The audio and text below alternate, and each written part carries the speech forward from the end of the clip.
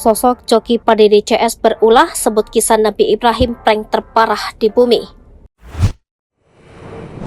Nama Coki Pardede dan Tretan Muslim mungkin saja sudah tidak asing lagi dalam dunia komedi tanah air. Semenjak kemunculannya di dunia stand-up komedi, nama Coki Pardede dan Tretan Muslim dinilai sukses mencuri perhatian publik. Meski karirnya cukup melejit, namun Tretan Muslim dan Coki Pardede tercatat memiliki sejumlah kontroversi.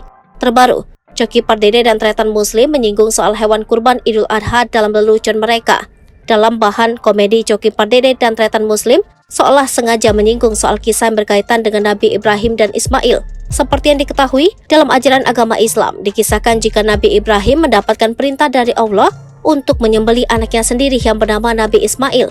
Atas perintah tersebut, Nabi Ibrahim lantas hendak menyembelih anaknya Nabi Ismail. Namun karena ketaatan Nabi Ibrahim kepada Allah, tak lama kemudian Allah lantas menghadirkan seekor domba yang menjadi pengganti Nabi Ismail, sehingga peristiwa penyembelihan Nabi Ismail pun tidak terjadi. Sayangnya, kisah tersebut justru dijadikan bahan komedi oleh Tretan Muslim dan Coki Pardede. Apa prank terparah di muka bumi? Tanya rekan sesama komika. Gak tahu, ujar Coki Pardede. Nyuruh sembelih anaknya sendiri tapi gak jadi, kata Adriano. Meski tidak menyebutkan Nabi Ibrahim, namun kisah tersebut seolah mengarah pada kisah Nabi Ibrahim dan Nabi Ismail. Diketahui, Ustadz Hilmi mengunggah video tersebut. Dalam unggahannya, ia pun mengaku geram akan aksi yang dilakukan Coki Pardede, Tretan Muslim, dan Adriano.